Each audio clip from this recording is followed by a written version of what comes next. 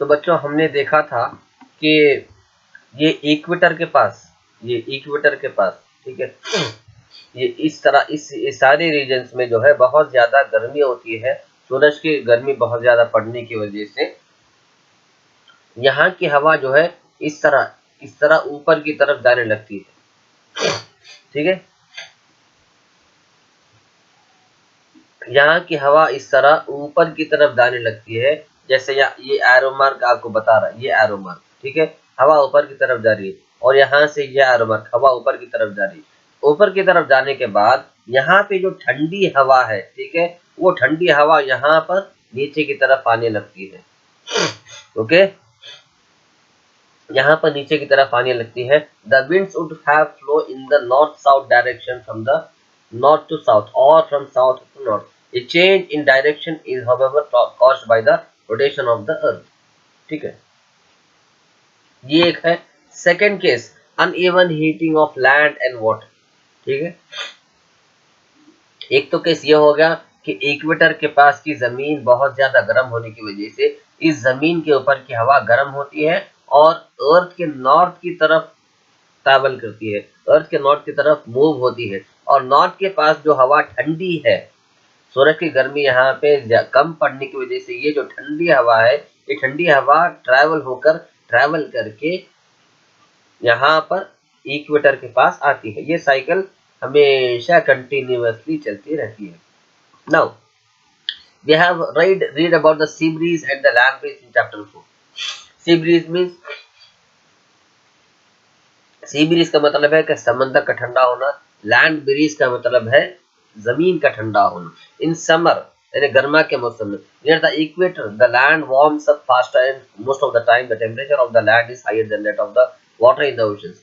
अक्सर गर्मा के मौसम में क्या होता है, जमीन बहुत ज्यादा गर्म होती है, धूप के पड़ने की वजह से और जमीन के अंदर की गर्मी की वजह से भी जमीन बहुत ज्यादा गर्म होती है, और समंदर के पानी के मुकाबले में जमीन की गर्मी ज्यादा होती है, ठीक है। और इसकी वजह से होता क्या है, जमीन की गर्मी की वजह से जमीन के ऊपर की जो हवा है वो गर्म होने लगती है, ठीक है, और प्रेशर गर्म होने लगती है, और गर्म होने के बाद ऊपर की तरफ हवा उड़ने लगती है, ठीक है, ऊपर की तरफ उड़ने लगती है। यही वजह है, और यही हवा जो है गर्म विंड करंट्स में कन्वर्ट होती है, ठीक है। विंड करंट्स यानी गर्म हवाओं की लहरें, तेज गर्म हवाओं की लहरों को विंड करंट्स कहते हैं। गर्मा के मौसम में अक्सर जमीन जब गर्म हो जाती है तो जमीन के ऊपर की हवा गर्म होने की वजह से उसके अंदर प्रेशर इंक्रीज होता है, एनर्जी इंक्रीज होती है। वो हवा है जो बहुत स्पीड में ऊपर की तरफ उड़ती है, और यही हवा विंड करंट्स बनकर, ठीक है, गर्म तूफानी हवा बनकर अलग अलग मुकामात पे ट्रैवल करती है, ठीक है।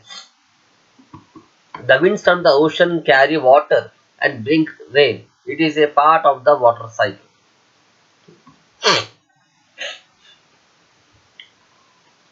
ये तो था गर्मी के मौसम में। और सर्दी के मौसम में क्या होता है, in winter the direction of the wind flows gets reversed. It flows from the land to the ocean.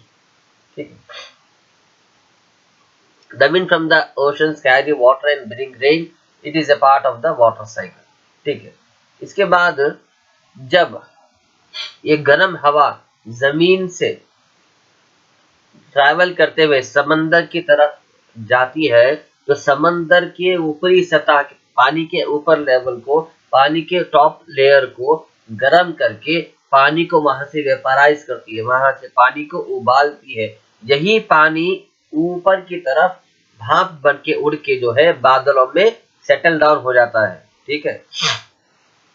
यही गर्म हवा गर्मा के मौसम में जमीन से ट्रैवल करके समंदर की तरफ जाती है, और समंदर के ऊपर जो पानी का लेयर, टॉप लेयर होता है, उसे अच्छी तरह गर्म करके वहां के पानी को जब गर्म करके करती है तो वो गर्म पानी भाप बन के ऊपर उड़ने लगता है, और यही पानी, यही भाप जो है बादलों की शक्ल में आसमान में जमा हो जाता है और यही बादल जो है हवा के प्रेशर से, ठीक है, हवा के प्रेशर से बादल जो है यहाँ से वहां घूमने लगते हैं और एक जगह पे जाकर बारिश बरसा देते हैं। Clouds bring rain and give us happiness. Farmers in our country depend mainly on rains for their harvest. ठीक है, यही क्लाउड्स जो है हवा के बहकाव से, ठीक है, हवा के प्रेशर से अलग अलग मुकामात को ट्रैवल करते हैं और बारिश बरसाते हैं। There are many folk songs associated with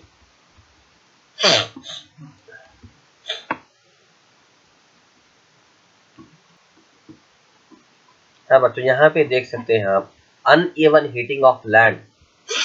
uneven means, uneven का मतलब इम्बैलेंस्ड, ठीक है, जरूरत से ज्यादा, ठीक है, जब जमीन गर्म हो जाती है। बेस्ट एग्जांपल राजस्थान की रेतीली जमीन, ठीक है, राजस्थान की रेतीली जमीन बहुत ज्यादा गर्म होती है बच्चों।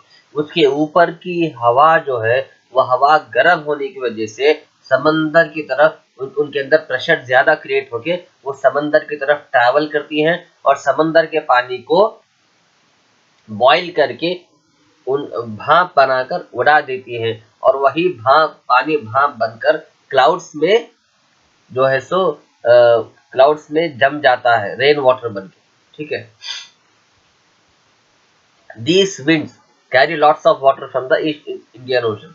Uneven heating of the land and water in winter generate winds from the northwest colder land. These colder winds carry little water, hence bring small amount of rain in the winter. तो ये है। तो इसके बाद हम और दो important चीजें पढ़ेंगे, एक है थंडरस्टॉर्म्स और दूसरा है साइक्लोन्स। हाँ, थंडरस्टॉर्म्स एंड साइक्लोन्स।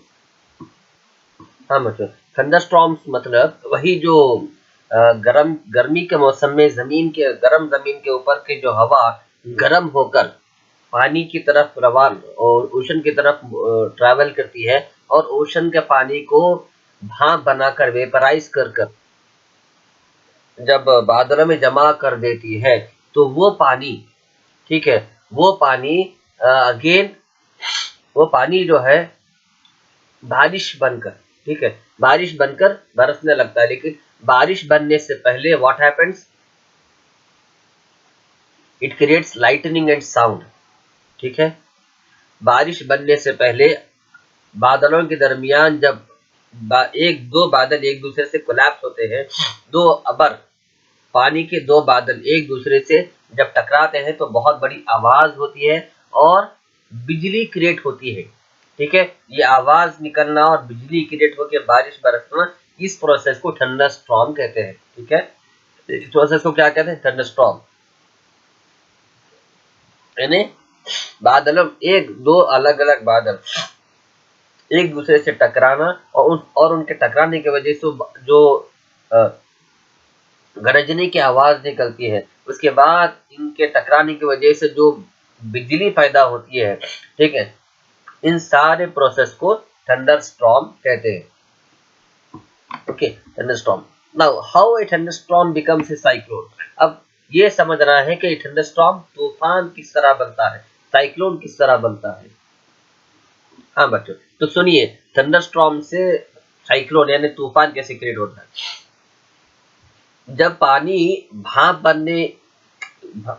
बनता है तो भाप बनने के लिए पानी को गर्मी की जरूरत होती है, हीट की जरूरत होती है और वो हीट पानी को देती है हवा जो कि जमीन की तरफ से आई थी, गर्म जमीन की तरफ से आई थी, ठीक है। अब इसके बाद ये जो वेपर बादल में जमा हो जाते हैं, ये बादल में से फिर वापस पानी बनकर, रेन बनकर, ठीक है, बरसने लगते हैं। तो उनके पानी के अंदर की जो हीट है, भाप के अंदर की जो गर्मी है, वो गर्मी बारिश बरसते वक्त रेन ड्रॉप से बाहर निकलकर एटमॉस्फेयर में जमा हो जाती है, ठीक है। वो गर्मी बारिश के पानी से निकलकर बारिश जब बरसने लगती है तो वहां के पानी, बारिश के पानी से निकलकर वो गर्मी एटमॉस्फेयर में जमा हो जाती है